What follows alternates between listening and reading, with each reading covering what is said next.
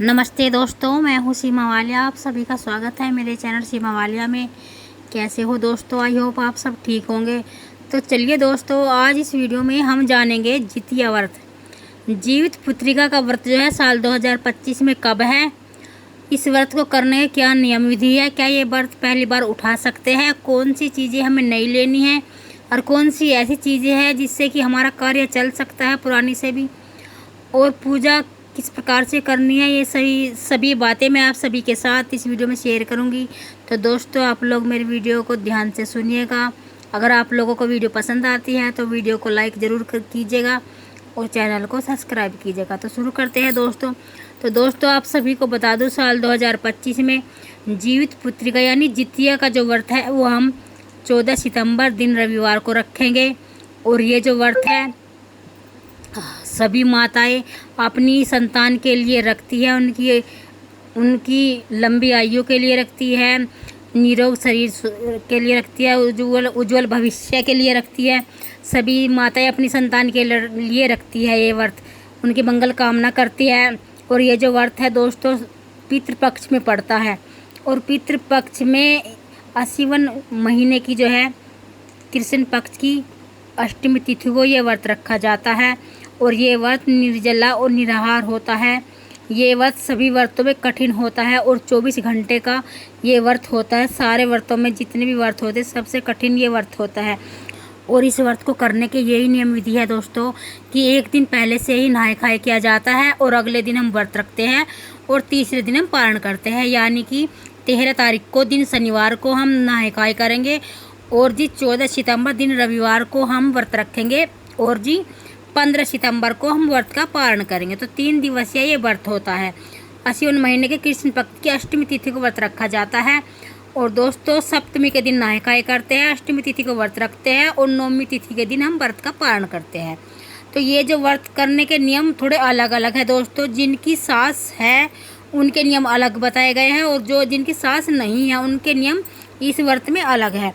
तो जब हम नहाए खाए करते हैं दोस्तों, मान लीजिए अगर आप शनिवार में बाल नहीं धो रहे, कुछ बहनें शनिवार में बाल नहीं धोती हैं, तो वे एक दिन पहले शुक्रवार पड़ा है दिन, तो शुक्रवार में धो सकती है। उसके बाद से लहसुन शुद्ध सात्विक भोजन लेना होता है हमें। अगर मान लीजिए व्रत से ज़्यादा त्यौहार महीने रखता है तो आप लोग शनिवार में भी बाल धो सकते हैं। तो शनिवार में बाल धोकर हम शुद्ध सात्विक भोजन लेते हैं, बिना लहसुन प्याज मूली इत्यादि का सेवन नहीं करते। और उसके बाद हम शाम में जैसे बाल धो लेते हैं शनिवार में और शुद्ध सात्विक भोजन लेते हैं शाम के समय में। तो दोस्तों, हम अपनी रसोई को गमकाते हैं, महकाते हैं, कुछ मीठी चीज़ बनाते हैं अपने घर में। और शाम को जैसे कि रात में हम तोरी, जिसे तोरी बोलते हैं, तुरई बोलते हैं, उसकी सब्ज़ी बनाते हैं। घी में छोंक कर सब्ज़ी बनाते हैं और पूरी बनाते हैं, 5 पूरी बनाते हैं और उसे ढक कर रख देते हैं। और कुछ मीठा, मतलब जो मीठा हमने बनाया है मीठी चीज़ वे हम खा लेते हैं सभी सह परिवार और सो जाते हैं। और सुबह में हम उठते हैं 3 बजे में।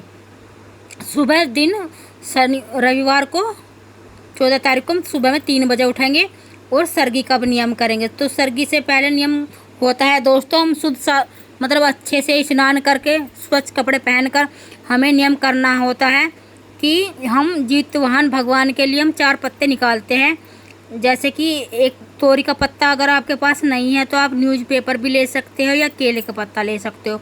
तो उस पर हम रखते हैं जो हमने रात में बनाकर ढकी थी पूरी और तोरी की सब्ज़ी बिना नमक वाली। तो थोड़ी थोड़ी सब्ज़ी रख देते हैं और पूरी रख देते हैं और दही चूड़ा रखते हैं। 4 जगह रखते हैं, एक जगह जितवान भगवान के लिए, दूसरी जगह चीलू के लिए, तीसरी जगह श्यारू के लिए और चौथी जगह गोलक्ष्मी के लिए, मतलब गाय के लिए, गोलक्ष्मी माता के लिए रखते हैं। और फिर हम वहीं बैठकर अपने मुख में भी दही चूड़ा डाल लेते हैं और ये हमारा सर्गी का नियम हो जाता है। और सर्गी का नियम यही होता है दोस्तों कि भोर में ही की जाती है जब तक कि कौवे की आवाज़ हमारे कानों में ना आए। तो इसका सर्गी का नियम कर लेते हैं और फिर भी हम अपना कुल्ला उल्ला कर लेते हैं, कोलगेट कर लेते हैं और फिर अपने घर में साफ़ सफाई करके झाड़ू पोछा कर लेते हैं, क्योंकि व्रत के दौरान ज़्यादा काम नहीं किया जाता। ये इसका नाम है जीवित पुत्रिका। जीव के हत्या ना हो उस दिन, हमारे से कीड़े मकोड़े मच्छर कुछ जीव की हत्या नहीं हमें करनी होती, इसीलिए झाड़ू पोछा करके सुबह में ही। और उसके बाद हमारा जो व्रत है दोस्तों वो स्टार्ट हो जाता है और व्रत शुरू हो जाता है हमारा और एक बात और बता दूं दोस्तों, जिनकी सास है वे तो अपना नॉर्मल विधि से शुद्ध सात्विक भोजन लेके बाल वगैरह धोकर कर लेगी, और जिनकी सास नहीं है, इस ये मुझे पहले ही बताना चाहिए था, तो उसमें उन्हें क्या करना है, जो जैसे नहाए खाए के दिन बाल अपना धोएगी, नहाए खाए करेगी, तो उन्हें उस दिन नहाए खाए के दिन बाल वगैरह धो के दान करना होता है। दान हम आटे का करते हैं, आटा, चावल, आलू, हल्दी और भी जितने भी खाने का सामान है, हरी मिर्च, अचार, इन्हीं सभी चीज़ों का दान किया जाता है। क्योंकि जो इनकी सास नहीं है तो वे उनकी सास वो खाना खाकर और व्रत रखेगी, और वे जो अपने बाल धोती है, जिनकी सास नहीं है, तो वे अपने बालों को पूछे ना, जो भी पानी टपकेगा वो उनकी सास के मुख में जाएगा।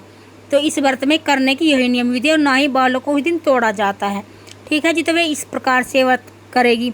और जिनकी सास है वे अपना नहाए खाए करके हमारा अगले दिन, जैसे मैंने बताया दोस्तों कि हमारा व्रत शुरू हो जाता है, तो हम जिस तरह से साधारण विधि से सुबह में पूजा करते हैं, अपनी पूजा पाठ करेंगे अच्छे से वस्त्र पहनकर, और अपने शिव जी सूर्य देव को जल देंगे, तुलसी माता की पूजा करेंगे, अपने घर के मंदिर में पूजा पाठ करेंगे, और हमारा व्रत शुरू हो जाता है। और शाम के समय में चौकी लगाकर हम पूजा करते हैं, जो भी जिसके घर में बनाया जाता है वो भी भगवान जी को चढ़ा दीजिए, और जितिया पहनाई जाती है। जितिया में दोस्तों यही होता है कि धागे वाली जितिया भी आती है और सोने की जितिया भी आती है। तो जिनके पास सोने की जितिया है वे तो पहनेंगे, लेकिन धागे वाली जितिया भी लेना शुभ होता है। इसमें 7 गांठें लगाते हैं, जितनी जिसकी संतान है वो उतनी गांठें लगाती है, और हम कथा सुनते हैं इसमें, और शाम को विधि विधान से पूजा करते हैं चौकी लगाकर, और सुबह में फिर इस व्रत में सो जाते हैं। सोने ऐसा मतलब पूजा करके हम शाम को अपना काम धाम निपटा कर सो जाएंगे, और सुबह में उठकर हम अपने व्रत का पारण करते हैं, जो भी जिसके घर में बनाया जाता है दोस्तों। तो जिनकी सास है वे अपना पारण के दिन दान करती है, सीधे का दान करती है, आलू, चावल, हल्दी, ये सारी चीज़ों का दान किया जाता है, मिर्च मसाले दान करके, और जब भी अपने व्रत का पारण करती है। पारण में दोस्तों जो आपके यहाँ बनाया जाता है, हलवा, पूरी, कढ़ी चावल, पकौड़ी, पकौड़ा, आप उसे खाकर पारण कर लीजिएगा। और ये जो व्रत है दोस्तों, गर्म चीज़ से ही पारण किया जाता है, किसी दूसरे के घर की चीज़ों से पारण नहीं किया जाता। तो जब किसी के यहाँ रिवाज है कि दूध में चीनी डालकर पारण किया जाता है, कोई हलवा पूरी खाकर पारण करता है, और कोई पारण करता है दोस्तों कढ़ी पीकर। और ये जो व्रत है दोस्तों, उत्तर प्रदेश, बिहार, झारखंड और पश्चिमी बंगाल में ये व्रत किया जाता है।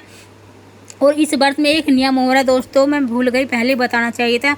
जिस दिन हम नहाए खाए करते हैं, कुछ घरों में उस दिन मछली खाने का नियम होता है, तो वे मछली खाकर अपना व्रत शुरू करती है।